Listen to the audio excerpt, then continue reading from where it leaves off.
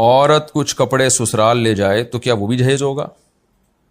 اگر کسی عورت کی شادی ہو اور اپنے ساتھ کچھ کپڑے سسرال لے جائے پہننے کے لیے تو کیا وہ بھی جہیز میں شمار ہوں گے؟ نہیں بھائی، اتنا تو ہوتا ہی ہے. عام طور پہ جب لڑکیاں ماں باپ کے گھر سے رخصت ہوتی ہیں تو 2-4 جوڑے تو ان کو ملتے ہی ہیں، تو وہ جہیز میں شمار نہیں ہوگا اتنی سی چیز. ویسے ہونا تو یہ چاہیے کہ سارا کچھ لڑکا ہی انتظام کرے. جتنے بھی کپڑے ہیں نا، وہ اس کی اب امانت ہے. وہ بولے بھائی اب میں خود سارے لباس کپڑے وغیرہ ارینج کروں گا. غیر مسلم کو صدقہ کرنا، کیا غیر مسلم کو صدقہ دیا جا سکتا ہے؟ عثمان غنی چائنا سے. جی ہاں، غیر مسلم کو بھی صدقہ دیا جا سکتا ہے، البتہ زکوٰۃ فطرانہ، یا کسی نے منت مانی تھی کہ میرا فلاں کام ہو گیا تو میں صدقہ کروں گا یا کروں گی، تو یہ 3 قسم کی رقمیں غیر مسلم کو نہیں دی جا سکتی. یعنی جو صدقات واجبہ ہوتے ہیں نا، باقی عام صدقہ جو بھی ہم نکالتے ہیں تو وہ صدقہ غیر مسلم کو بھی دینا جائز ہے، پورا انشاءاللہ ثواب ملے گا اس میں. لڑکی والے خوشی سے جہیز دیں تو کیا حکم ہے؟ لڑکی والوں سے جہیز لینا کیسا ہے جبکہ لڑکی والے کہیں کہ ہم خوشی سے دے رہے ہیں؟ محمد عثمان کراچی سے. سارے لڑکی والے یہی کہہ رہے ہوتے ہیں کہ ہم خوشی سے دے رہے ہیں، لیکن جب بچی پیدا ہوتی ہے تو باپ کی پیشانیوں پہ، غریب باپ کی پیشانیوں پہ اسی وقت سے بل آ جاتا ہے کہ یار اس کے لیے میں نے کتنا جہیز تیار کرنا ہے. تو یہ خوشی وشی اوپر کی ہوتی ہے، اس وقت تو شاید ہوتی ہوگی. اس رسم کو ختم کرنا چاہیے. بے غیرتی پرلے درجے کی بے شرمی ہے کہ آپ پہلی رات کم بخت اپنے بستر پہ نہیں سو سکتے، اس بیڈ پہ سو رہے جو تمہاری بیگم لے کر آئی ہے گھر سے، تو کم از کم بستر تو اس کو اپنا والا دے دیتے، الماریاں تو اپنے پیسوں سے خرید کے دے دیتے اس کو. تمہارے کپڑے لٹک رہے ہیں تمہاری بیوی کی الماری میں، تمہارے دوست صوفوں پہ آ کے بیٹھ رہے ہیں وہ تمہاری بیوی کے صوفے ہیں. تو غیرت اور بھی کوئی چیز ہوتی ہے نا، وہ ختم ہی ہو جائے تو انسان، تو اس کے جہیز کا بائیکاٹ کریں. اس نے زندگیاں برباد کر دی ہیں لڑکی والوں کی. 6 بیٹیاں کسی کے اور گھر میں ہیں، اور 6 ہوتی بھی اس چکر میں بیٹوں کی لالچ میں. فیملی پلاننگ والوں نے کہہ دیا نا 2 بچے ہی اچھے، تو اب 2 لڑکے ہو گئے تو ٹھیک ہے، یا 1 لڑکا 1 لڑکی ہو گیا تو بھی ٹھیک ہے. اب جس کے لڑکا ہی نہیں ہو رہا تو وہ لڑکے کی لالچ میں 6 بیٹیاں پیدا ہو جاتی ہیں. تو فیملی پلاننگ والوں نے بھی الو بنایا ہوا ہے، اس کی وجہ سے بھی یہ سارا گروتھ ریشو خراب ہو گیا ہے. تو لڑکیوں کی شادیاں ویسے ہی نہیں ہو رہی، اوپر سے جہیزوں کی لعنتیں ہیں. تو سارے خوشی کر کے ایک طوفان بدتمیزی کھڑا کیا ہوا ہے. تو اس لیے اس کا بائیکاٹ کرنا چاہیے. تو لڑکی والوں کو بتا دیں کہ بھائی دیکھو ہم نے پہلے سے فرنیچر لے کے ڈال دیا ہے.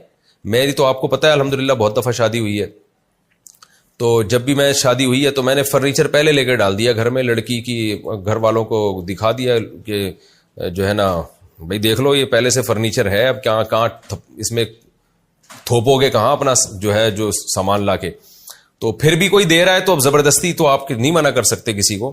تو آپ اپنا فرض پورا کریں، آپ پہلے سے فرنیچر لا کے گھر میں ڈال دیں اور جو بھی ضرورت کی اشیاء گھر میں رکھ دیں، اور بولیں یہاں جگہ نہیں ہے، بیڈ میں نے اپنا خرید لیا، اب دیکھیں آپ تو جگہ ہی نہیں ہے یہاں پہ. پھر بھی دے رہے ہیں تو وہ ان کو کوئی مسئلہ ہے، ان کو وہ والا حکیم والا لطیفہ سنائیں کہ ایک حکیم صاحب ہر ایک کو کیڑوں کی دوا دیا کرتے تھے، اور لوگ بہت پریشان تھے کہ یہ تھوڑا مناسب لطیفہ نہیں ہے لیکن مجبوری ہے اس وقت میرا یہ لطیفہ سنانا. تو یہ جو سوسائٹی ہے نا، اس کو یہ لطیفہ ہی اس پہ فٹ آتا ہے. تو ایک حکیم صاحب کی عادت تھی، ہر ایک کو کیڑوں کی دوا دیا کرتے تھے.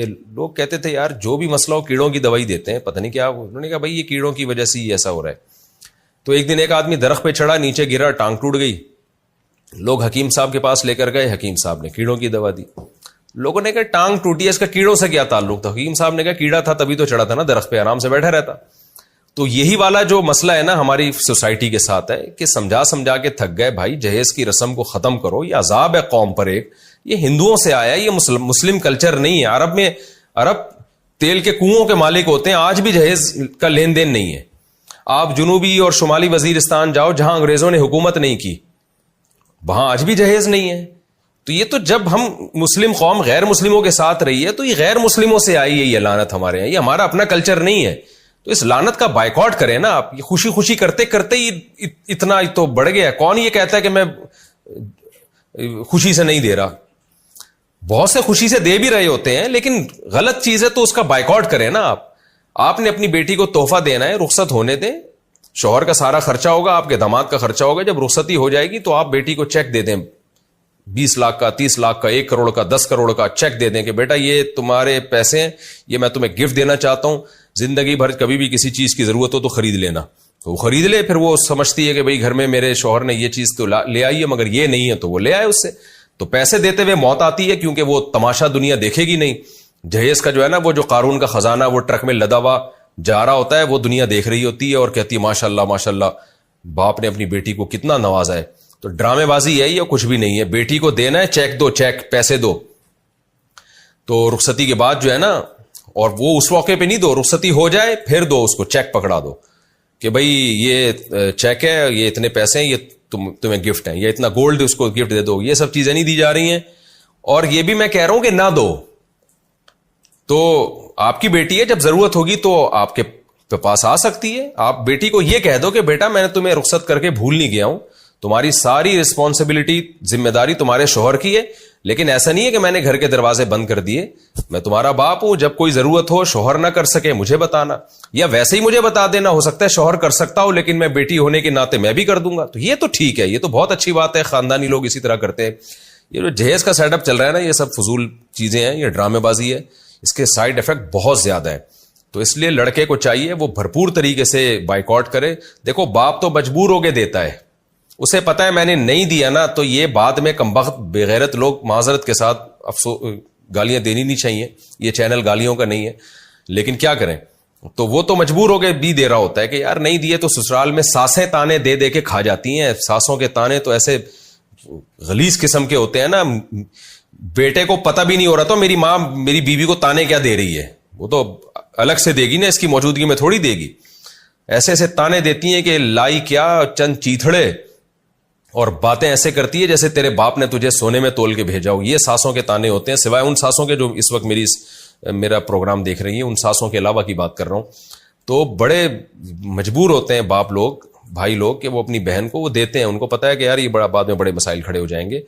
تو مرد کی ذمہ داری ہے, شوہر کی ذمہ داری ہے, وہ کہے کہ مجھے بالکل کچھ بھی نہیں چاہیے, میں نے سارا گھر میں سب فرنیچر پورا میں نے گھر سیٹ کر دیا ہے, اور آپ کی بیٹی کی تمام تر مالی ذمہ داریاں میرے اوپر ہیں, آپ چھوڑ دیں اس کو, ٹھیک ہے نا, بس مجھے ڈیلیوری دے دیں اب دلہن کی, دلہن میرے گھر پہنچا دیں.